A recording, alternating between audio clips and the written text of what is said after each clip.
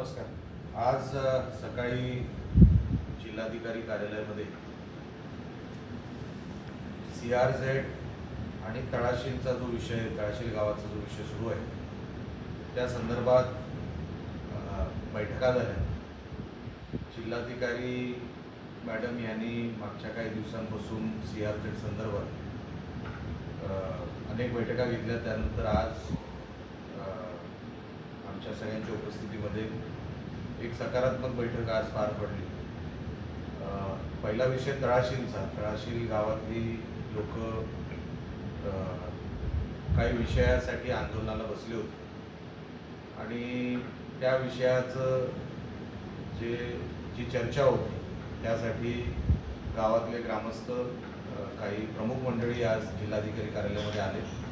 आमच्या सगळ्यांसमोर त्यांनी व्यथा मांडल्या आणि तोडगा म्हणून, उत्तर म्हणून आम्ही त्यांना जे सांगितलं की तळाशील गावामध्ये जे त्यांना नको आहे, वाळू उपसा नको आहे, त्यांना जिथे जमीन काही ठिकाणी खचते त्याचं त्यांना उत्तर हवं आहे आणि असे 2-3 प्रमुख विषय त्यांच्या मनामध्ये होते ते त्यांनी बोलून दाखवले।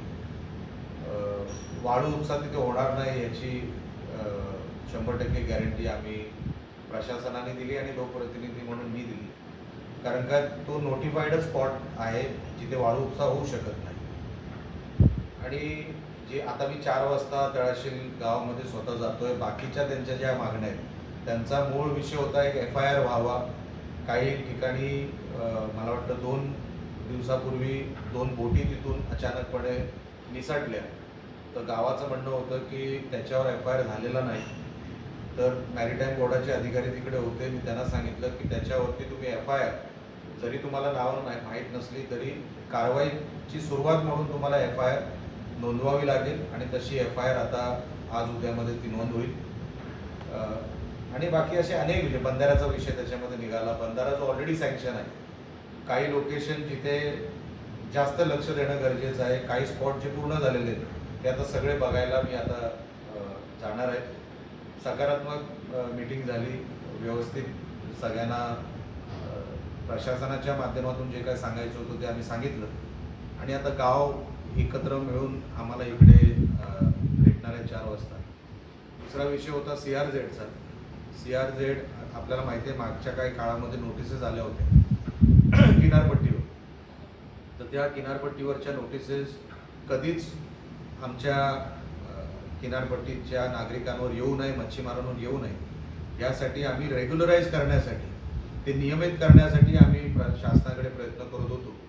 आज त्याचा आढावा घेतल्यानंतर एक पॉझिटिव्ह बातमी बाहेर याच्यामध्ये अशी आली की किमान 80% लोक ऑटोमॅटिक रेग्युलराईज होत आहेत याच्यामध्ये, जे इतक्या वर्षापासून कधी झालं नव्हतं। ऑटोमॅटिक नियमित होत आहेत। जे बाकीचे 20% राहतील त्यांना विस्थापित करणार नाही, कुठेही त्यांना अडचण होईल असं काय होणार नाही।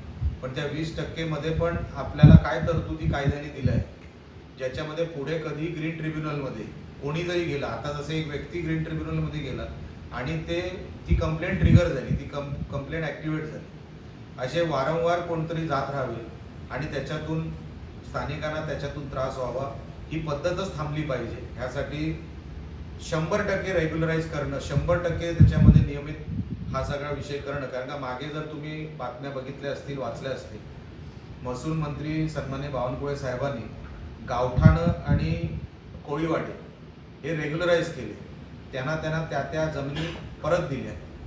आमचा गाभित समाज आणि भंडारी समाज त्याच पॉलिसीमध्ये येतो हे सांगण्याचं काम आम्ही सह्याद्रीच्या बैठकीमध्ये, पण सह्याद्री विश्रामगृहामध्ये जेव्हा बावनकुळे साहेबांनी मीटिंग घेतली होती तेव्हाही त्यांना सांगितलं आणि कलेक्टर मॅडम, मी आणि आमचे सगळे प्रशासकीय अधिकारी त्याच धर्तीतून ह्या जमिनी ह्या ऑटोमॅटिक वर्ग व्हाव्यात, त्याच्यामध्ये कसलीही अडचण येऊ नये त्यासाठी आम्ही कुठेतरी यशस्वी झालो असं मला वाटतं। 20-25% ज्या काही जमिनी आहेत त्या पण आपल्याला रेग्युलराईज करून मिळतील। आता ज्या काही 70-80% झालेल्या आहेत, आता ते वर्ग करण्याचं काम येणाऱ्या काही दिवसामध्ये सुरू होईल। हे 2 पॉझिटिव्ह विषय आज मतदारसंघामध्ये म्हणजे ह्या मीटिंगमध्ये बाहेर पडले, हे सांगण्यासाठी आपल्याला मी इथे आमंत्रित केलं। ह्या विषयावर आणि अजून इतर कुठल्याही विषयांवर आपल्याला काही प्रश्न असतील तर आपण विचारू शकतो। हा विषय मीटिंगमध्ये निघाला नव्हता. कदाचित आता सांगतील ते मला, त्याच्यावरती आम्ही विषय कसा हँडल करायचा तो करू, पण तो विषय मीटिंगमध्ये आला नव्हता. हा नवीनच विषय बघू, तो पण हँडल करू. बघा, आपण लोकांबरोबर आहे, त्यांच्या मर्जीच्या विरुद्ध आम्हाला काही करायचं नाही. विषय राहतो फक्त ते कसं नियमित करायचं, किंवा जे नियमित आहे जिथे उपसा होऊ शकत नाही तिथे प्रशासन गस्त घालून तिथे होता कामा नाही वाळू उपसा, एवढा विषय राहतो. आणि बाकी जिथे जमीन आणि जिथे वाळू कमी होते असं त्यांचं जिथे म्हणणं आहे. बघा, आपल्याला कर्ली नदीचा जो काही भाव आहे तो ऑटोमॅटिकली काही ठिकाणी वाळू किंवा या सगळ्या विषयासाठी ऑटोमॅटिक ती प्रक्रिया भरत असते. तरी मी सांगितलं की जिथे तुम्हाला अडचणीचं वाटतं तिथे आम्हाला आता दाखवा, तर प्रशासनाचे सगळे अधिकारी पण तिकडे येणार आहेत, आम्हाला दाखवा, तेही आम्ही दुरुस्त करून देऊ. प्लस बंधाऱ्याचा विषय आहे. आपल्याला जो अजितदादा पवार, स्वर्गीय अजितदादा पवार जेव्हा होते त्यांनी आपल्याला जे पैसे दिले होते बंधाऱ्यासाठी, ते 158 कोटीचं काम पण आता कुठपर्यंत आलं, किती टप्पे पूर्ण झाले, आता तळाशीचं काम, आता त्याही अधिकारी तिकडे, ते लोकांना दाखवण्याचं काम आता करतील. आम्ही सगळे तिकडे त्याच्यासाठीच जाणार आहोत. वायरी तारकर्ली ही जी लाईन आहे, मी तुम्हाला ते पाहिजे सगळं मॅपवर समजवतो. ही जी लाईन आहे ही ज्याला HDL लाईन म्हणतात, जे कंप्लेनंट होते फुले म्हणून, त्यांनी काय मागणी केली ग्रीन ट्रिब्युनलकडे की ह्याचा रिसर्वे व्हावा. त्यांनी डायरेक्ट तक्रार केली नाही, तक्रार अशी केली की रिसर्वे व्हावा. रिसर्वेमध्ये त्यांनाही माहिती आहे काही लोक पुढे आलेली आहेत, काही प्रमाणाच्या एकदम थोडं 10 फुटांनी पुढे आले, पण ते नियमात आपण बसवू शकतो, कुठेही त्याच्यामध्ये गडबड नाही. ते कसं बसवायचं, 1991ची लाईन पकडायची, 2011ची लाईन पकडायची आणि ह्यांना रिलीफ द्यायचं, किंवा त्यांच्या मालकी हक्काच्या जमिनी त्यांना परत द्यायचे, जसं कोलीवाड्यानं दिले, मुंबईवाल्यानं दिले, मुंबईच्या CRZ मध्ये दिलेले आहे, तसंच आमच्या कोकणाच्या, आमच्या सिंधुदुर्गातल्या किनारपट्टीला द्यावं, ही आमची मागणी आहे. हे आम्ही बावनकुळे साहेबांना पण सांगितलेले, सभागृहात पण सांगितले, ते त्यांना मान्य आहे. म्हणजे एका बाजूने आपण त्यांना नियमित करतो आणि दुसऱ्या बाजूने आपण त्यांना मालक करतो, म्हणजे टांगती झाल्यावर कुठलीच राहणार नाही आयुष्यभरासाठी. खोदसाहेब कधीच झाले नाही, आपण करतो, कारण का आपल्याला आपला प्रामाणिक अशी इच्छा आहे की गाभित समाज आणि भंडारी समाज ह्या जमिनीच्या कुठल्याही शासनाच्या वादामध्ये भरडला जाता कामा नये. तो मालक राहायला पाहिजे, तो किनारपट्टीचा मालक आहे आणि तो मालकच राहायला पाहिजे, ही आमची भावना आहे. आणि तसंच आम्ही काम करतोय. जी लाईन आता ओढली गेली आहे, ग्रीन ट्रिब्युनलची वारंवार नोटिसेस, आतापासून नाही, उद्धव ठाकरे साहेब जेव्हा मुख्यमंत्री होते तेव्हाही काही नोटिसेस आले, त्याच्या अगोदर 2014 आणि 19च्या मध्ये पण काही नोटिसेस आले. त्या नोटिसेसला कधी उत्तरच गेलं नाही, ज्या पद्धतीचं उत्तर जायला पाहिजे होतं. हे मालक आहेत, हे कधीतरी शासनाला सांगितलं पाहिजे होतं, हे कधी सांगितलं गेलं नाही साहेब. 10 वर्ष हे मच्छीमार आमचे मालक आहेत किनारपट्टीचे, हे सांगायला जे धाडस लागतं ते माझ्या आमदारांनी दाखवलं नाही. म्हणून आज ही सगळी प्रक्रिया शासनाच्या मान्यतेने आम्ही मच्छीमारांना ही जमीन रेग्युलराईज करून देणार, म्हणजे त्यांचा मालकी हक्क झाला. परत त्यांना कुठल्याच नोटिसेस डिस्टर्ब करू शकत. आता काही हॉटेलवाले ते काही प्रमाणामध्ये हे करतायत, म्हणजे त्या लाईनीचं उल्लंघन होत आहे, तेही कसं दुरुस्त करून देता येईल. कारण का मुंबईला ऑलरेडी CRZ मध्ये मोठी परवानगी मिळालेली आहे, मुंबईला रिलॅक्सेशन मिळालंय CRZ मधून, तर त्याचाच रेफरन्स, त्याचाच धागा पकडून आमच्या किनारपट्टीने काय कोणाचं वाईट केलंय. जर तुम्ही मुंबईला देऊ शकता मुंबईच्या मच्छीमारांसाठी, तर आमच्या मच्छीमारांना का नाही. बावनकुळे साहेब कन्व्हिन्स आहे, फिशरीज डिपार्टमेंट पालकमंत्री पॉझिटिव्ह आहे, सगळे विषय आता शासनालाही कळले की इकडे मच्छीमारांना आपण डिस्टर्ब करायचं नाही, त्यांना आपण मालक आहे तर त्यांना मालकच ठेवलं पाहिजे, हे आपण तिथपर्यंत आणलंय.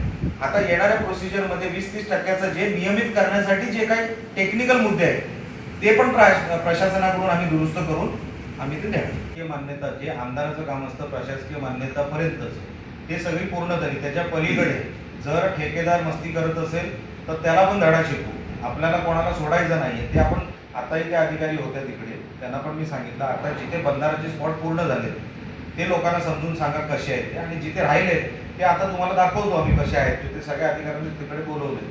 बघा, मागच्या 10 वर्षामध्ये जे झालं नाही म्हणून तर आपण नेहमी म्हणतो की बॅकलॉग भरून काढायचं. आताही माझ्यावर नको ते टीका करत चालले, मला काही फरक पडत नाही. मी त्यांना शुभेच्छाच देत आलेलो अजूनपर्यंत माझे आमदार. आता त्यांना माझ्यावर फक्त जेलेसी म्हणूनच ते माझ्याकडे बघतात. मी त्यांना कधी गिनती पण घेत नाही त्यांची, कधी म्हणजे जाऊ दे आता माणूस पडला आहे तर कुठेतरी मन दुखत असेल त्यांचं म्हणून ते माझ्यावर टीका करत असतील. पण ते टीका करू दे, मला अजिबात ते माझ्यावर टीका करतात त्याच्याबद्दल माझं काय म्हणणं नाही. लोकशाहीमध्ये त्यांचा तो अधिकार आहे. पण भौतिक काहीतरी त्यांनी, तुम्ही काय दिलं मागच्या 10 वर्षामध्ये हे पण कधीतरी सांगितलं पाहिजे. हा जो तळाशीचा विषय असेल, किनारपट्टीचा विषय, हा मागच्या 10 वर्षात का सुटला नाही? CRZचा विषय मागच्या 10 वर्षामध्ये का सुटला नाही? आम्ही जर म्हणतो आम्ही 70% मच्छीमारांच्या जमिनी रेग्युलराईज करून देऊ, म्हणजे आम्ही 100% देणार. आजपर्यंत रेग्युलराईज हा विषय का नाही नियमित करून दिला? मला त्याच्यामध्ये काय पडायचं नाही. लक्षात घ्या. आता पण 10 तारखेला मला वाटतं मत्स्य विभागावर कुठेतरी ते मोर्चा काढतायत. आता 10 तारीखच कशी निवडली मी तुम्हाला सांगतो. म्हणजे माणसाचं मन किती लहान आहे. 10 तारीख हे आमच्या राणे साहेबांचा वाढदिवस आणि कुठेतरी गालबोट लागावा म्हणून तो दिवस निवडला. म्हणून माणसाची मनं किती लहान आहेत. ते काय विकास करणार हो? काय लोकांच्या बद्दल ते लोक, त्यांना राणेंबद्दल एवढा आकस आहे की त्यांना दुसरं काही दिसतच नाही. त्यांना मतदारसंघ दिसत नाही, पॉझिटिव्ह कुठली बातमी दिसत नाही. आता फिशरीजचा जो विषय आहे मी तोही माहिती काढली. फिशरीजचा जो विषय आहे कुठल्या तरी LED आणि त्या विषयाचा काहीतरी तो विषय आहे, बरोबर आहे. तुम्हाला जर आठवत असेल LEDच्या विरोधात आम्ही ती बोट म्हणजे 15 लाखाची बोट आम्ही 90 लाखाचं फाईन लावा हे सांगणारा निलेश राणेच होता. मी कधी कोणाला प्रोटेक्शन मिळावं चुकीच्या कामाला असं कधी केलं नाही, कधी करणार नाही. त्याच्यासाठी मला लोकांनी निवडून दिलेलं नाही. जे पारदर्शक आहे तेवढं मी लोकांसमोर ठेवतो. आता झालंय काय माझ्या आमदारांचं, त्यांच्याकडे आता वेळ भरपूर आहे पण ते वेळ चांगल्या कामांसाठी उपयोगात आणत नाही. नेगेटिव्ह कुठे आहे, नेगेटिव्ह काय करता येईल त्याच्यासाठी त्यांचा पूर्ण वेळ जातो. माझ्या त्यांना शुभेच्छा आहेत, त्यांना त्यांचे प्रयत्न करू दे. कारण का मुळात काय मला एवढं लक्षात आलंय त्यांना द्यायचं काय नाही, त्यांना फक्त काही विषय खेळवत बसायचे. ज्या माणसाला द्यायचं असतं ना तो सांगतो हे घ्या, हे मी माझ्याकडून दिलेलं आहे. 10 वर्षामध्ये मागच्या त्यांनी काय दिलं मतदारसंघाला हे मी एकदाही बघितलेलं नाही. आता त्यांना डिस्टर्ब करायचं आहे मतदारसंघ, करू दे, माझं काय म्हणणं नाही. आम्ही समर्थ आहोत या सगळ्या विषयाला हँडल करायला. पण कुठलाही विषय पारदर्शकपणे आम्ही जो काही सोडवतोय तो मागच्या 10 वर्षात का झाला नाही ह्याचे कधीतरी तुम्ही त्यांना प्रश्न विचारा. त्यांना माझ्या शुभेच्छा आहेत, त्यांनी अजून टीका करू दे. मला असं वाटतं ते जेवढे माझ्यावर टीका करतात तेवढं माझं चांगलंच होतं, म्हणून त्यांनी माझ्यावर टीका करू दे. मला काही म्हणणं नाही.